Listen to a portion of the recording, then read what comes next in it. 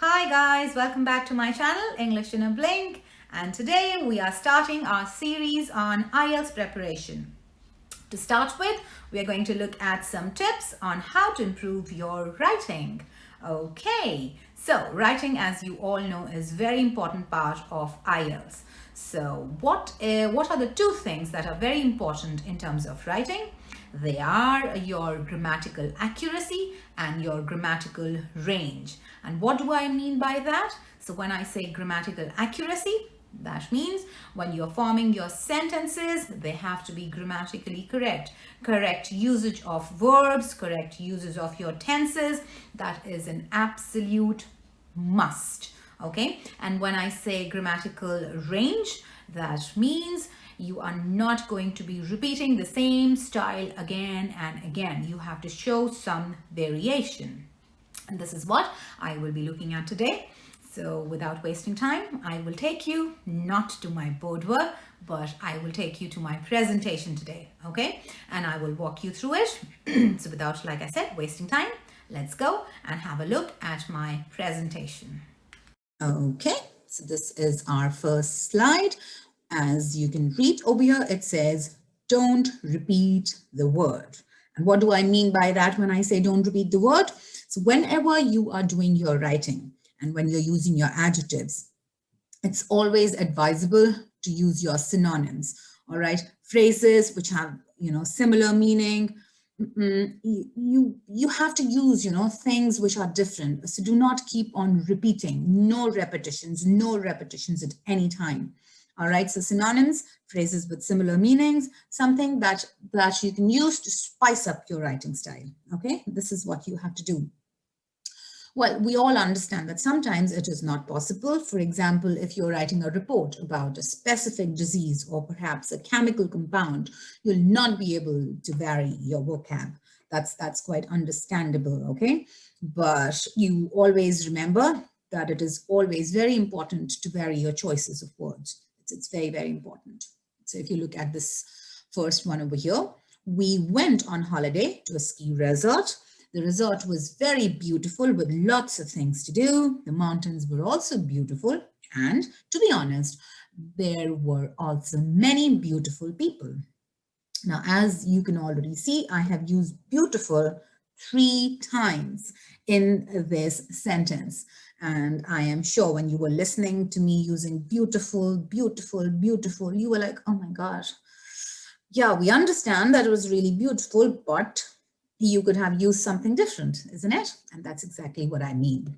So instead of that, you could have said, we went on a holiday to a ski resort. The resort was beautiful with lots of things to do. The mountains were majestic.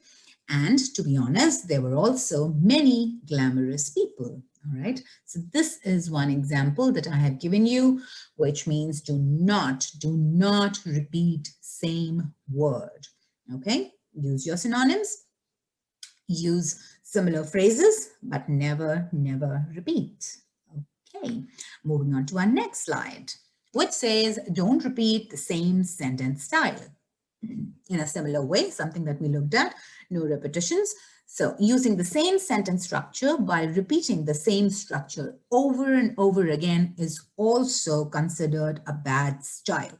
So when you are writing, using your same things again and again. So if let's say you're using your conjunctions, or so once you've used your conjunctions, coordinating conjunctions, so the next time when you are writing, use something else, use your clauses, use your subordinate conjunctions. All right, never ever repeat. So if you've used your relative clause, probably the next time do not use your relative clause. Okay, so that's exactly what it means, and this is often referred to as using equivalencies.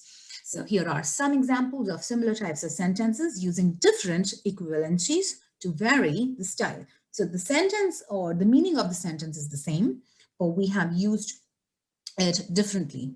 Okay, so look at this one. The student studied hard as the test was sure to be difficult. That's one. They reviewed the grammar in great detail due to the many exceptions. Sorry. Sentence structure was reviewed, for it was sure to be on the test. As they had covered all the materials, the students were assured success. So in the 4 sentences above, I have used 4 different variations on because. Sentence 1 and 4 use subordinating conjunctions. So your 1 and 4. So the students studied hard as the test was sure to be difficult. And as they had covered all the materials, the students were assured success. So like I've read over here, you can read over here.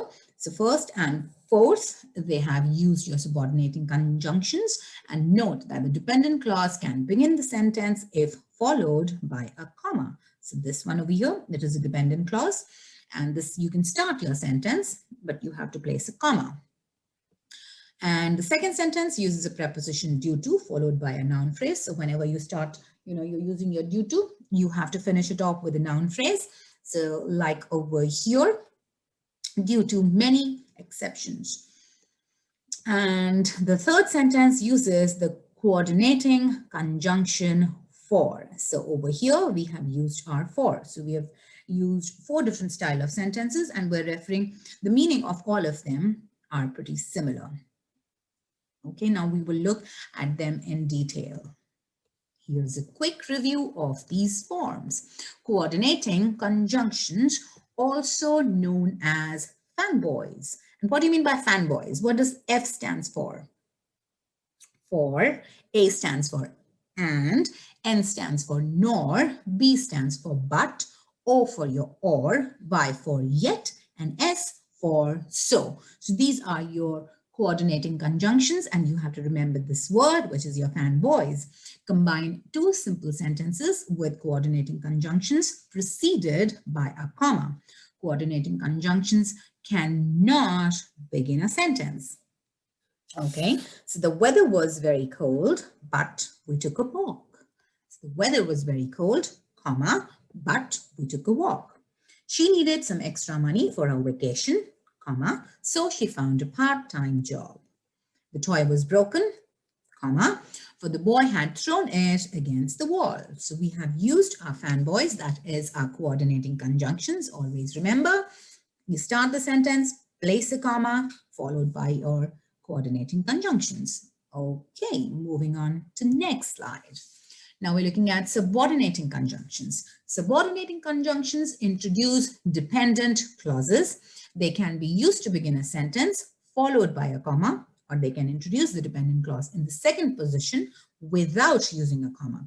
So if you are starting your sentence with subordinating conjunctions, you place a comma like over here. Though we need to review the grammar, comma, we decided to take the day off for some fun. Okay, so here we started our sentence with subordinating conjunction, and that's the reason we place a comma over here. But if you are not starting your sentence with your subordinating conjunction, okay, you can introduce the dependent clause in the second position, but again, without a comma. So Mr. Smith hired a lawyer as he needed to defend himself in court. So you did not start your sentence with subordinating conjunctions, and that's the reason you don't need to place a comma. All right, so if you start, you place a comma. If you don't, no need. Moving on to our next slide. Okay, conjunctive adverbs. So conjunctive adverbs begin a sentence linking it directly to the sentence before. Place a comma directly after the conjuncting adverb. All right, so with the examples, the car was in need of repair, full stop. So like it said, that conjuncting adverbs, they link, all right, they link the sentence that you have written before. So the car was in need of repair, full stop. As a result, comma, Peter took the car into the repair shop. So this sentence is in relation with this. So you, as a result, is connecting the sentence with the car was in need of repair. Okay, so this is what conjuncting adverbs do. They begin a sentence linking it directly to the sentence before. So this one is linking it to this sentence. And when you use your conjuncting adverb, you always place a comma over here as well. It's very important to study grammar, full stop. However, knowing grammar doesn't necessarily mean you can speak the language well. To speak the language well, you need to practice, practice, and practice. Okay, let's hurry up and finish this report. Otherwise, we won't be able to work on the presentation. Okay, so these were your conjunctive adverbs. Prepositions. Prepositions are used with nouns or noun phrases, not full clauses. However, prepositions such as due to or despite can provide a similar meaning to a dependent clause. What do we mean by that?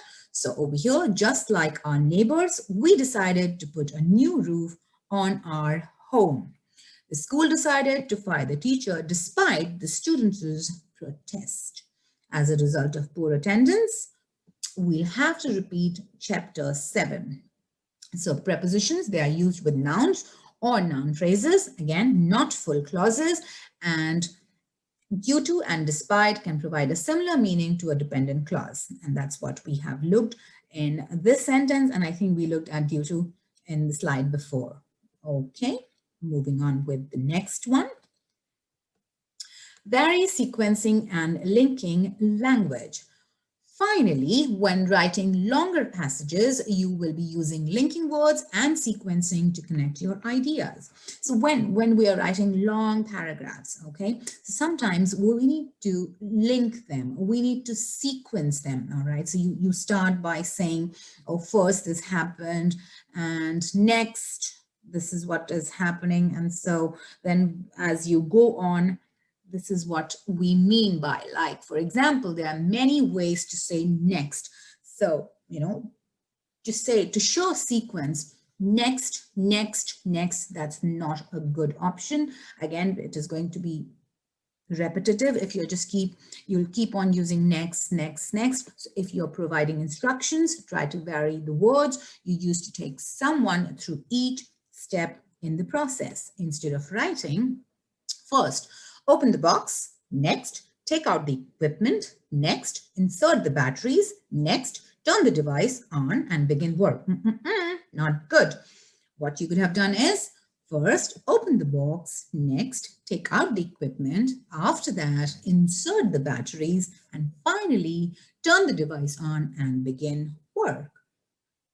Easy peasy. So again, like it says that there are different ways to say next. You don't always have to keep on repeating next, next, next, because it is very, very annoying when you're reading that. So this is just a short example to give you an idea. Try to vary the sequences or linking language you use in each paragraph. And what do I mean by that? So if you have used your first or next and after that, so then if you have used them in your first paragraph, then switch. So if you use first, secondly, thirdly, and finally in one paragraph, switch it up and use to begin with, next, after that. Okay, so never repeat, because repetition is never a good idea. Okay, so that brings us to the end of our presentation. I hope you've learned something today. I hope next time you're going to do some writing, you will remember all those tips, not to repeat, show some variation, use different grammatical structures. Okay, do not forget any of that. And again, if you have any questions, you can post them in the comment and I will be very happy to read them and answer them. Until we meet next time, thank you very much. Don't forget to like, subscribe, and press the bell icon. Bye for now.